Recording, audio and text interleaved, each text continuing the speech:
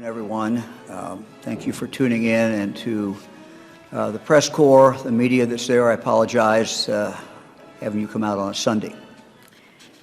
But this was urgent, and I really needed to talk to the people of Ohio and the people of the state and people of the whole country. I've asked Dr. Acton to stay at what she was doing. She and General Harris and their respective teams have been working very, very hard in regard to our hospital build-out. General Harris has people in the 8 different sections of the state today working. Dr. Acton has been spending all her time on this, so I didn't want to interrupt her from what she's doing. And I know for everyone out there that will be a disappointment that you have to put up with John and myself today. Our sign language interpreters can be viewed again, the same place they were yesterday, at our Opportunities for Ohioans with Disabilities Facebook. That's Opportunities for Ohioans with Disabilities Facebook page. Now let me talk about the urgency. And in describing that, let me start with what a huge problem we have as we look at the surge coming at us. We do not have enough N95 masks. These are masks that are usually round. They're fitted to the face. All air that goes in and comes out goes directly through that part of the mask so that you don't breathe in germs, don't breathe in the virus, nor do you breathe them out. So it's the most secure mask that is made. And I think you can see why these masks are so very, very important. They're important for our medical personnel in our hospitals. They're important for our first responders. They're important for people who work in nursing homes. Well, certainly when someone is suspected of maybe having COVID-19. All of these people who are really at the front line, who are there to protect us, who charge towards danger when the rest of us can pull back, they need this help. And what I'm hearing as I talk to people around the state, anecdotally, and what we also know by the data that we have, we do not have enough of these. We are having people, medical field, who are wearing them much, much longer than they normally would.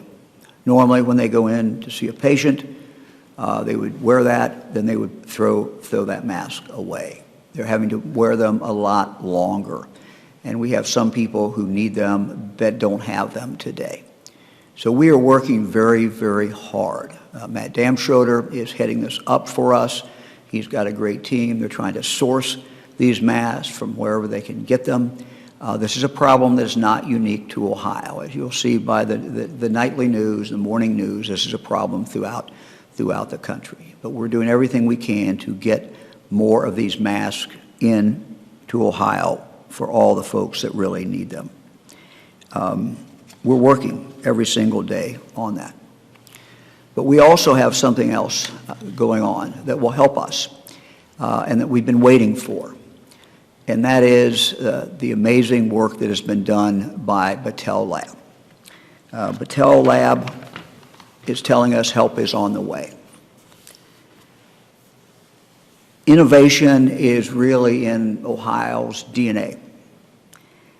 We need the help of Ohio's scientists, our engineers, our researchers now more than ever. And we have, as I said, an amazing lab right here in Central Ohio, the Battelle Lab. Battelle opened its doors in 1929 in Columbus with a mission to help solve the world's most pressing issues using groundbreaking science and technology. Battelle is the largest private nonprofit research and development organization in the world. Battelle's historical inventions have included, among many things, contributions to the Xerox copy machine, cruise control, the compact disc, barcodes, and on and on. Battelle's amazing labs do phenomenal work every single day. They now have developed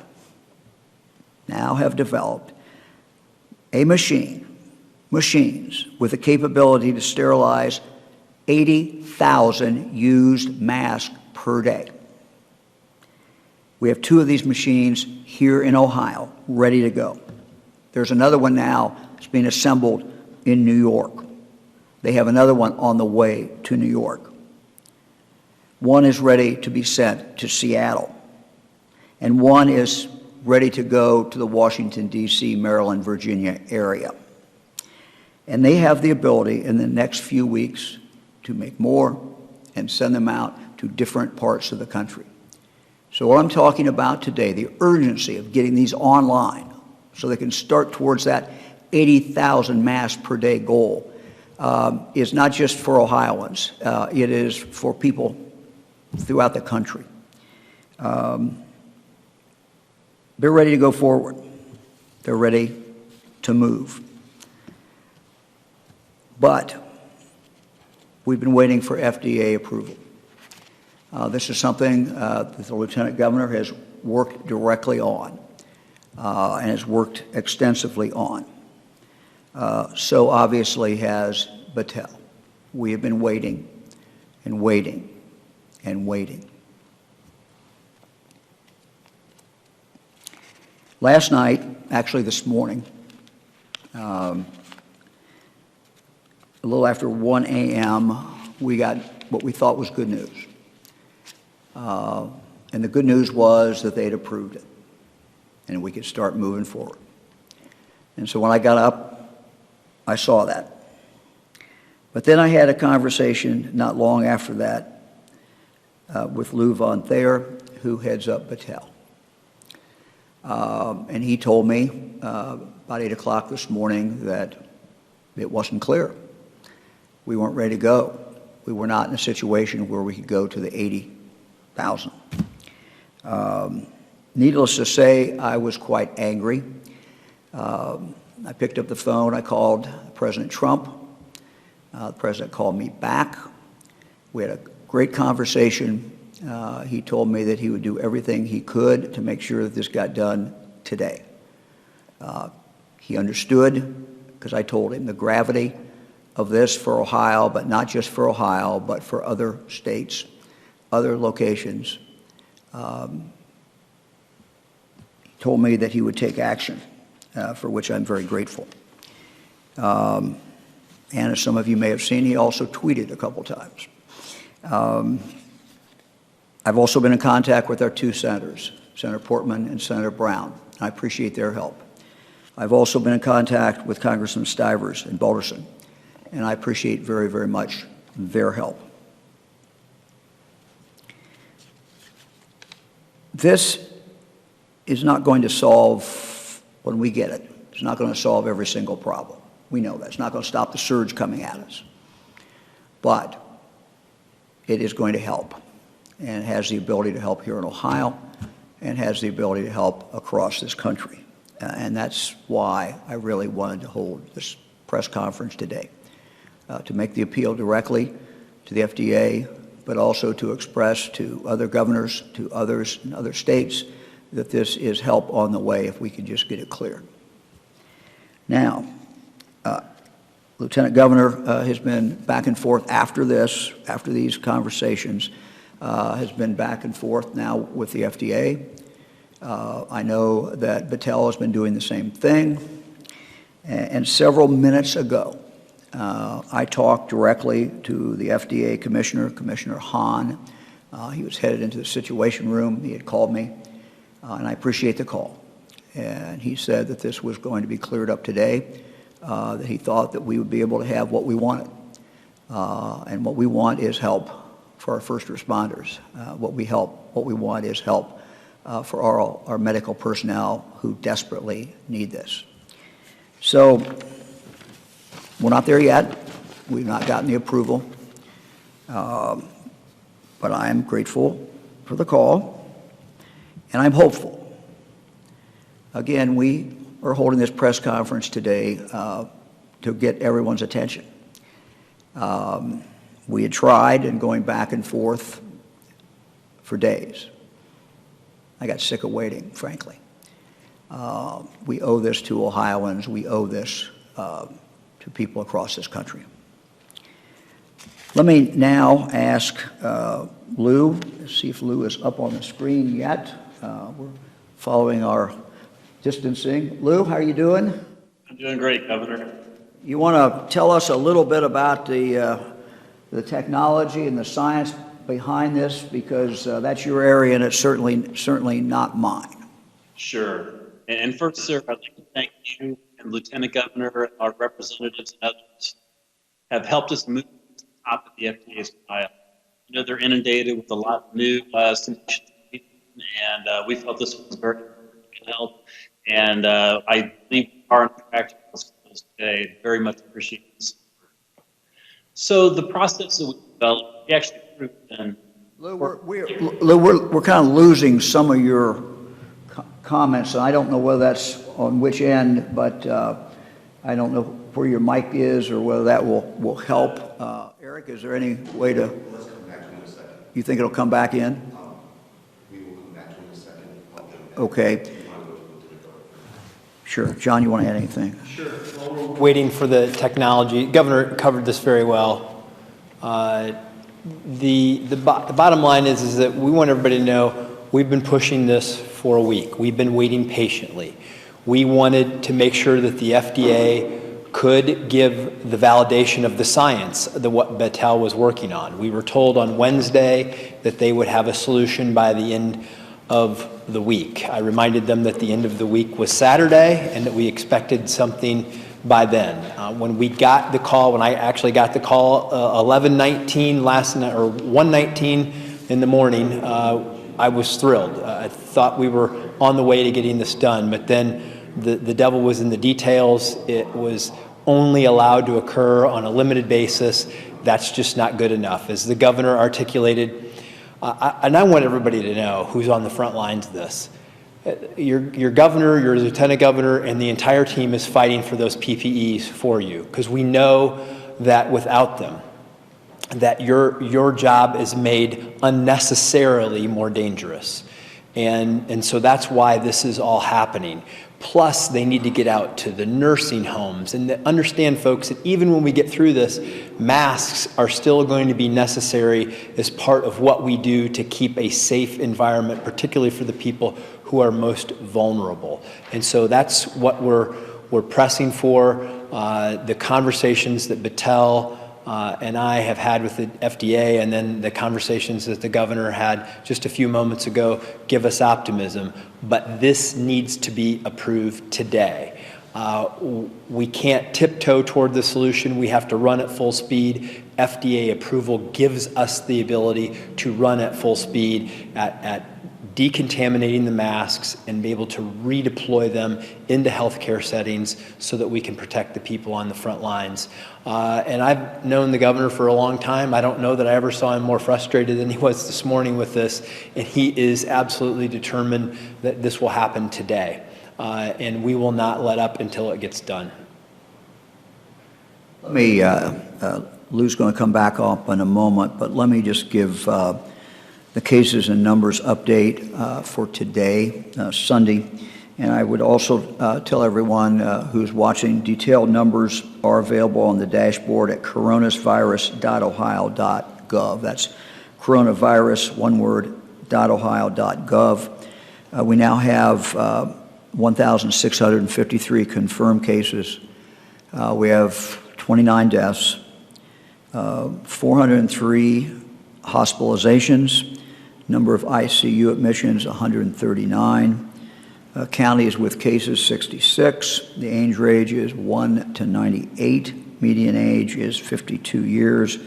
Total tested, 24,376 as of today.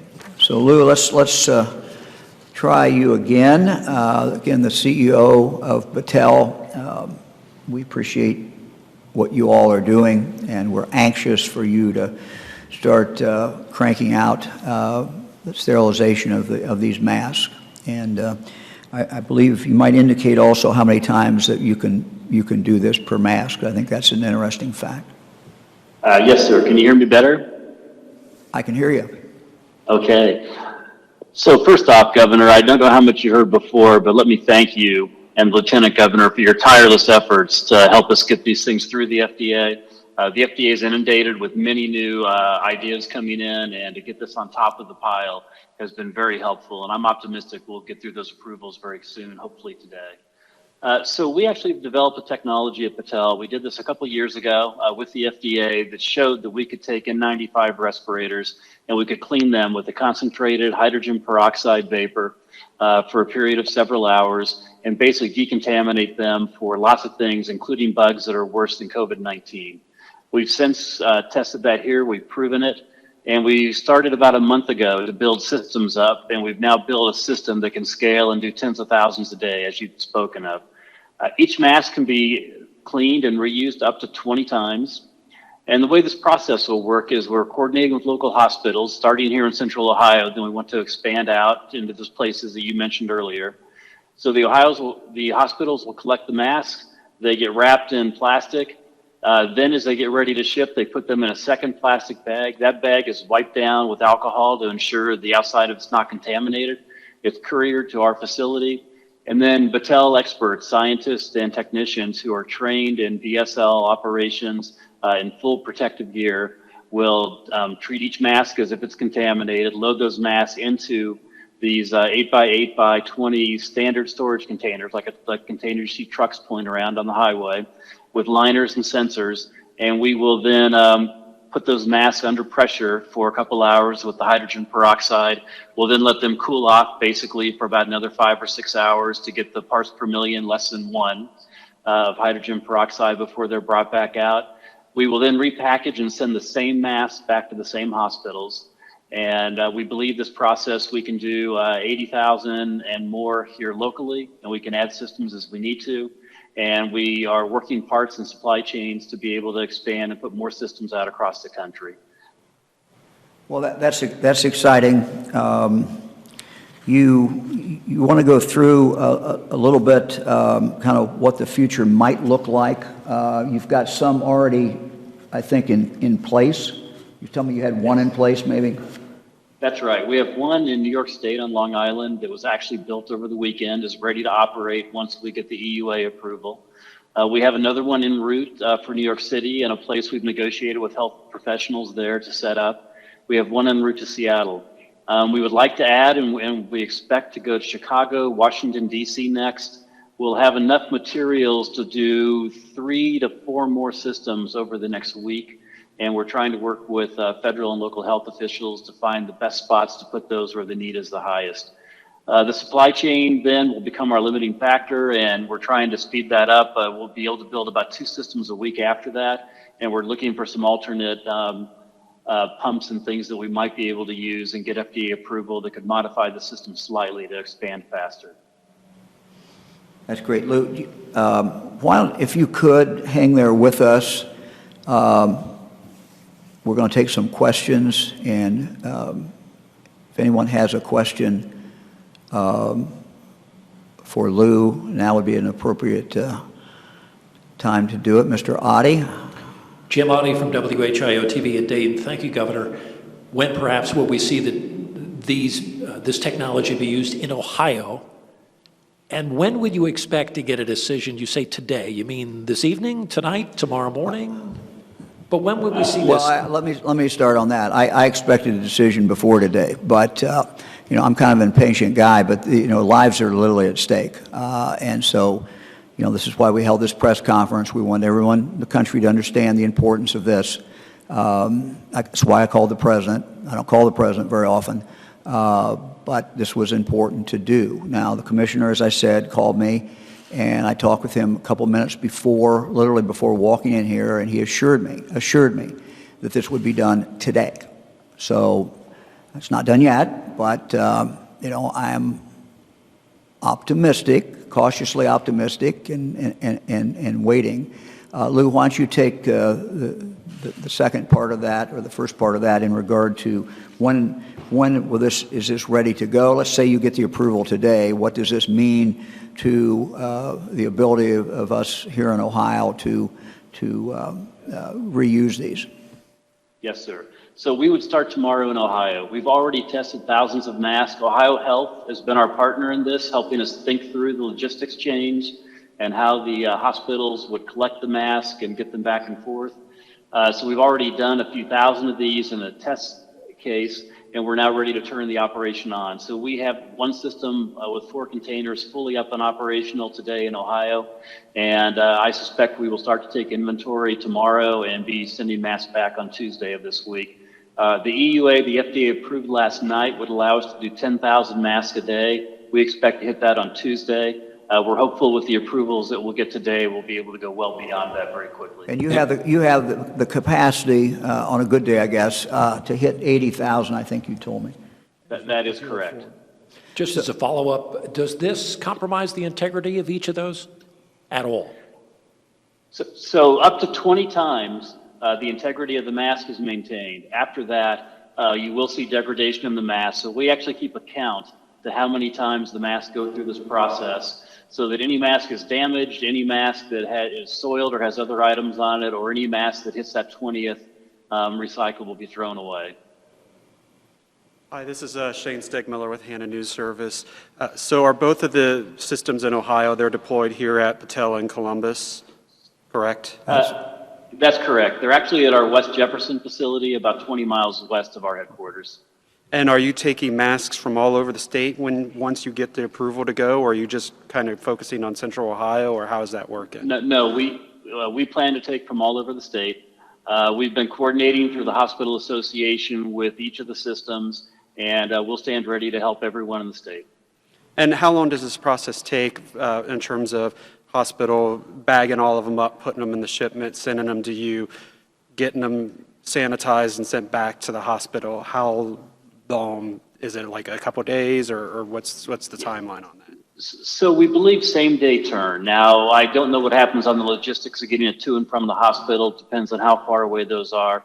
But we'll be turning 80,000 masks a day, and we should be able to keep up with that demand for some time here in Ohio and then get literally 24-hour turn out of our plant, plus the logistics of getting them back and forth.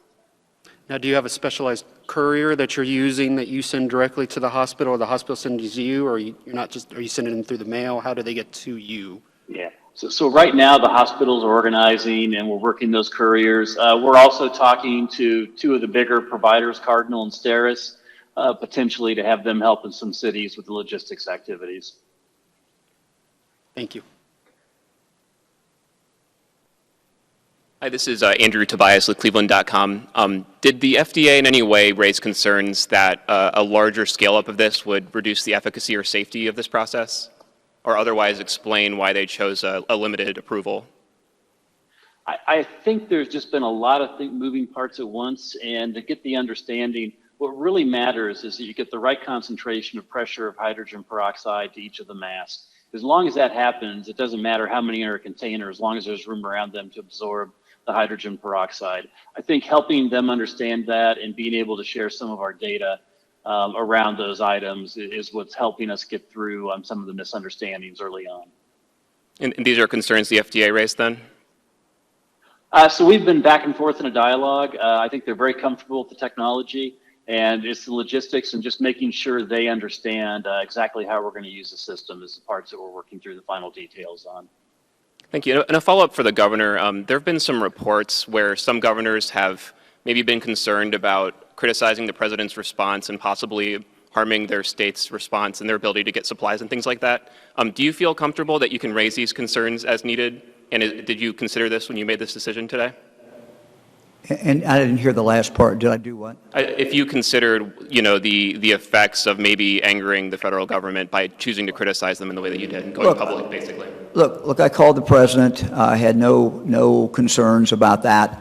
I called the president this morning, called the White House operator. The president called me back. He said, "What do you need? What's going on?" I explained to him. We had a good conversation. He got it. He understood it. He understands the importance of protecting our first responders, our hospital personnel. He understands that we don't have enough. And no, he was great. He said, "Look, I'm moving." He said, "I'll get this done." Thank you.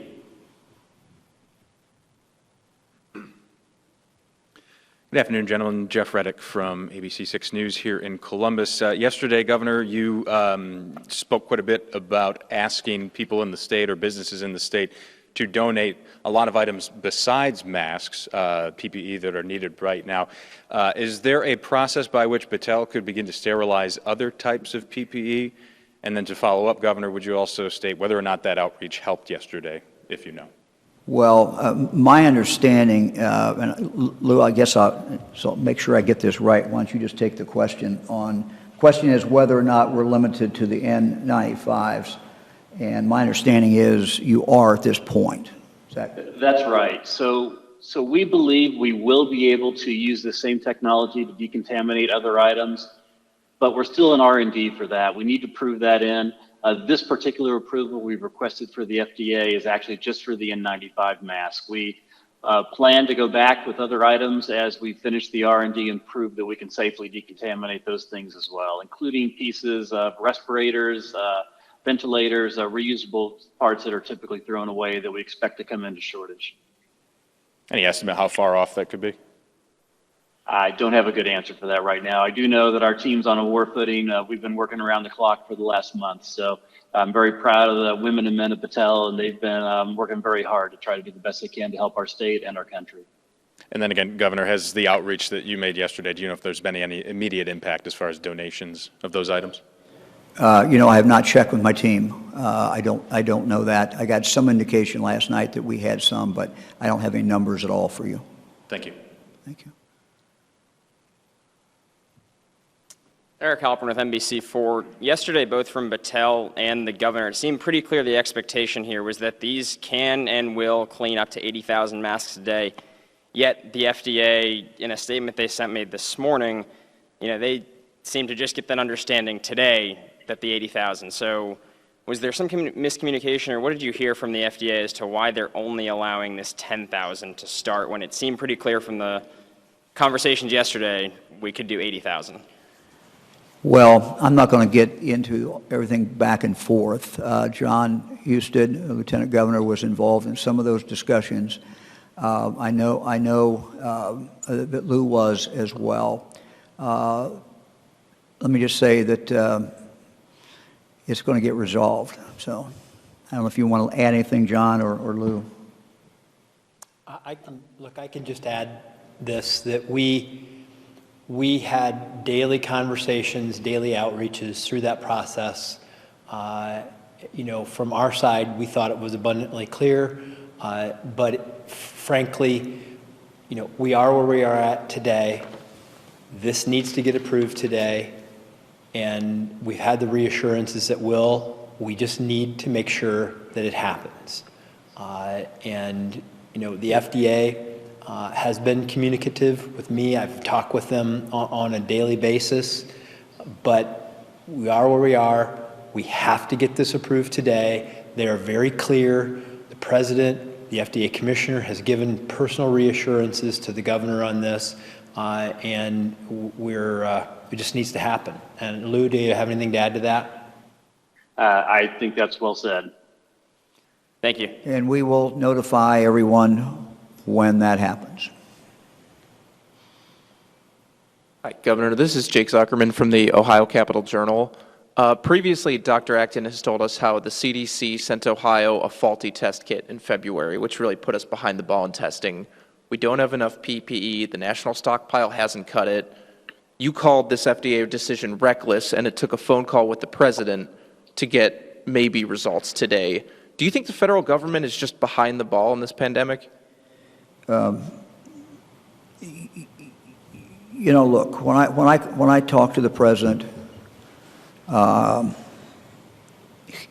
he was great about it. He says we got to fix it. He did what he needed to do, and I believe we're moving forward.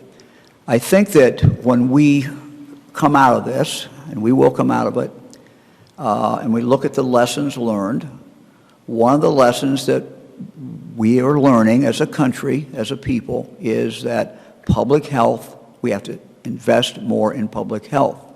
This is not a Democrat problem. It's not a Republican problem. It's not to blame one president or another president.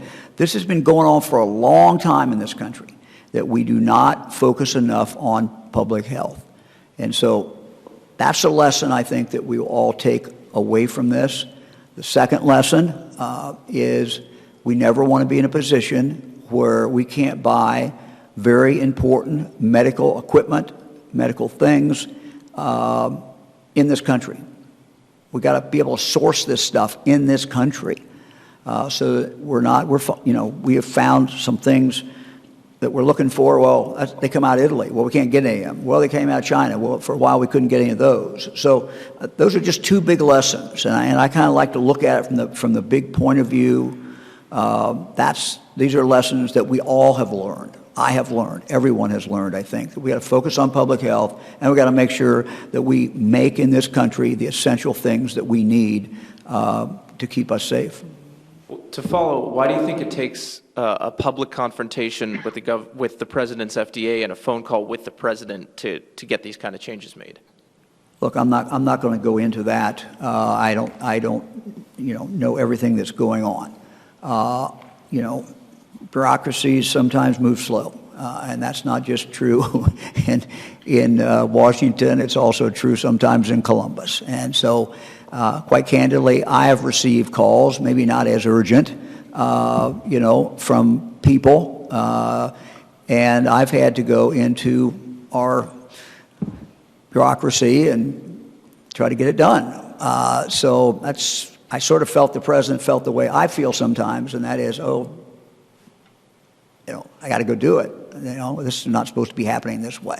And that just happens as much as you try for it not to happen. And that's the attitude, sort of the impression I got in regard to what the president's reaction was. He said, look, let's go fix it. And that was the right attitude. Thank you. Can I, John? I want to add just something to that.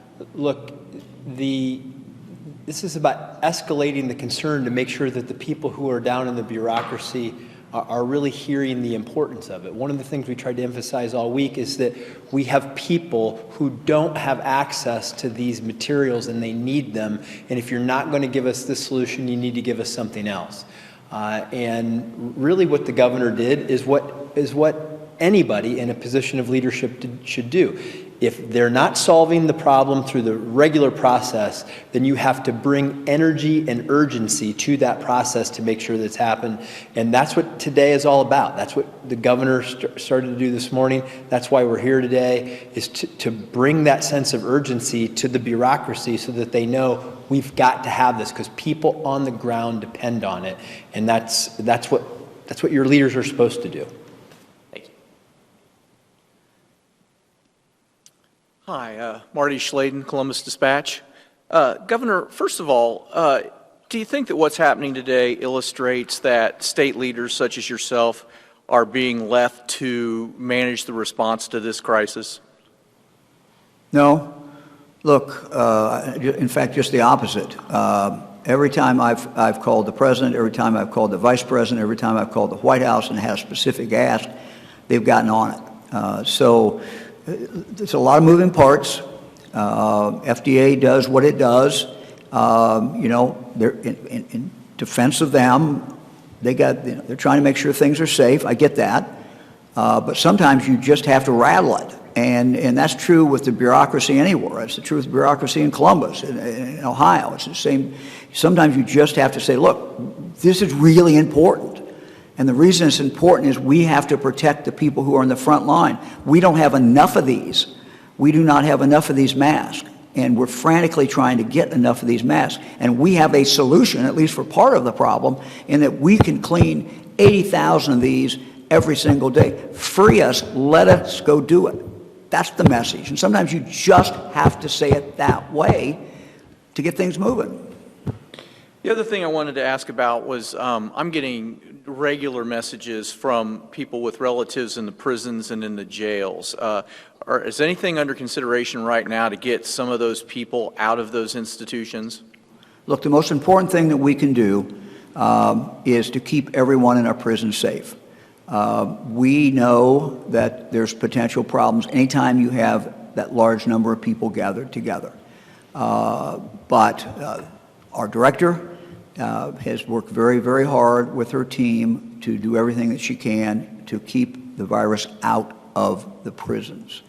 So I don't think we should think it's an automatic solution to set a number of people who have been convicted, who have been sentenced, set them loose, and assume that they're going to be able to stay free of the virus. So, you know, I'm not sure that when you look at that and say, well, okay, we'll let some people loose, what makes us think that they're going to be in any better position outside than inside? And they have a sentence to serve. So our focus has been on protecting the people working the prison and the people who are the prisoners.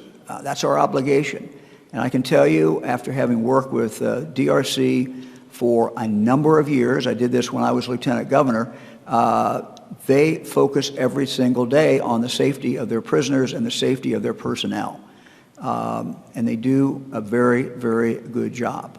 The director has come up with a way to make sure that when someone goes into receiving, they go from the jail into receiving, that they are not put out into the general population until it is figured out that they do not have COVID-19. So they are in that reception area, and she's got it figured out how it works in there to keep people in smaller groups. They're there for, I believe, she told me 5 weeks, and to make sure that they're not taking something into the prison. They've taken other efforts. They've cut out visiting, which is tough. That's tough for everybody. It's tough for the families. It's tough. But again, it's the same thing we've done with nursing homes. It keeps people safer during this time of great, great danger. So we're working every day, and we're going to continue to do that to keep everyone safe. Thank you, Governor. Hello, Governor. Ryan Schmelz with Spectrum News. Would you like to see any reforms done at the FDA to help this approval process move quicker or smoother in the future? I don't pretend to be an FDA expert. You know, I've expressed when I was a United States Senator some frustration at the slow approval rate of the FDA. You know, look, we want them, their job is to keep us safe, but also, you know, delays that are just delays don't make any sense. So I'm not going to do a dissertation today on the FDA. I'm focused on Ohio. I'm focused on this was a problem. We think maybe we've got this fixed now. We're going to find out later today. We do what we have to do to protect Ohioans. Yeah. Thank you. Could I add something to that? As we've talked with the FDA this week, you know, their focus is on safety. That's what they're doing. People are coming to them with innovations. They're focused on safety. Our focus, though, was on the urgency of what the problem is on the ground, that people don't have these. And so that's the natural tension that builds between the two. We're pushing for speed. They're pushing for safety. And in the end, you know, we're going to get there today. But this was necessary to force that change to occur. What happened today, one of the things that has happened today, going back and forth, is we've compressed into a short period of time what sometimes just takes days. And we've said, okay, you got questions? Ask the questions. Battelle will give you the answers. Do it. Let's just do it. Get it done. And so, you know, it is the compression of those questions and answers into a very short time frame that we hope will allow us to get the approval before midnight tonight. And so Blue and his team, who have done a great job, can, you know, be freed and go help us save people. Thank you. This is Jackie Borchert from the Cincinnati Enquirer. A few days ago, Governor, you shared a chart that showed we need 11.7 million estimated of these respirators. So I'm wondering if Lou could maybe add some context to what kind of impact these units, specifically in Ohio, would have on our needs for these masks. Sure. So I would add, I think we're going to continue to see more supply of new masks coming on. And we'll see more people building out. And then again, we can handle, we believe, 80,000 a day with what we've currently built. And we can build out more capacity here if there's more need. So we can actually scale that. As we're putting systems around the country, we can keep another system here. So we believe we can help make this not be an issue over the next days and weeks as we catch up from a logistics standpoint for the state of Ohio. And that's why we're so intent on getting this solution in place as fast as possible. And we're also, of course, working every single day to find more masks in the market, to find more respirators, and all the things that we have talked about. We have a team working on that every day. I made an appeal yesterday. So, you know, we're doing everything we can. We're calling everybody in, bring this stuff in, because we know when this surge hits, we're going to need them. We're going to need it all. And the urgency of today is simply because we know we have today people in the front line who don't have the masks that they need. We know there are people in the front line today in Ohio who are using their masks much longer than they normally would, and much longer than medical science would indicate that they probably should, but they're doing it because they don't have any choice. We're trying to free Battelle up so they can help these people who are on the front line every single day, God bless them, and making a difference for us, and who we're going to depend on in the weeks ahead to take care of anybody who is out there who comes down with COVID-19. And just to follow up, Governor, can you explain a little bit where we are in terms of ramping up testing and availability of tests across the state? No, I can't. Dr. Acton can do that tomorrow. All right, thanks.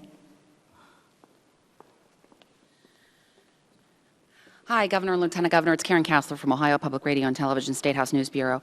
I know you say this is a compressed timeline, but I'm wondering why the urgency is today and not perhaps a couple of days earlier in the week. And also, if you don't get the answer that you're looking for today, might you go ahead and do this anyway? Well, we're not going to get there. We're not going to answer hypothetical. We're not going to go there. I've been assured by the President, I've been assured by the Commissioner that this will, in fact, happen today. Look, when you're dealing with people and they tell you it's coming and it's going to be any day, and you generally believe them. But at some point, when you get to the point where, okay, it's been approved, and you say, oh, that's great, and then when the sun comes up, you basically look down and find, well, they've only approved a fraction of what we know we can do. That's it. It's time to move. It's time to go. I mean, you want to deal with people in good faith. You understand, as John said, the Lieutenant Governor said, that they have an obligation to keep it safe, but it's time to get on with it. And so kind of compress this into today so the questions go out, the answers come back, and we boom, boom, boom, get this done.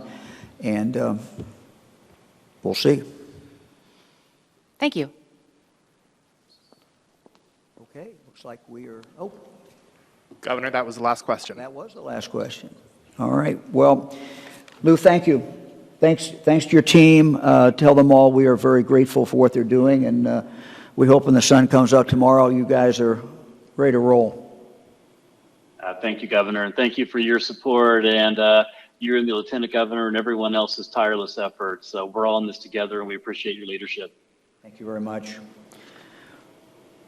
Well, as we all knew that we were not planning this press conference today, but I want to close by sharing a performance that was specifically shared with our office, came in to us by Malone University's chorale. And here's what they wrote. This is the first performance of the Malone University Virtual Choir under the direction of John C. Peterson, who also serves as director of the All Ohio State Fair Youth Choir. And of course, we've seen him at the fair many times. These students prepared a blessing from the book of Numbers called "The Lord Bless You and Keep You" by Peter Lutkin. They've taken social distancing and turned it into social distance sing.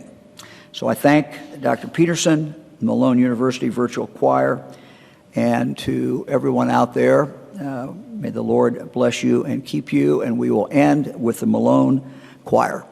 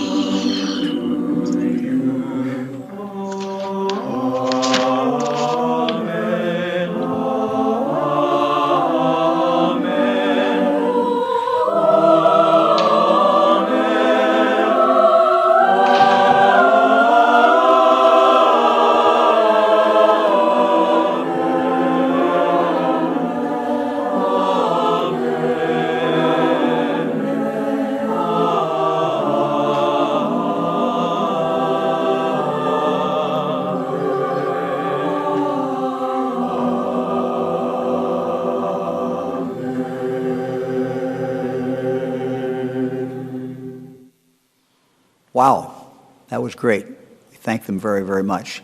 We will see you all tomorrow at 2 o'clock. Thank you.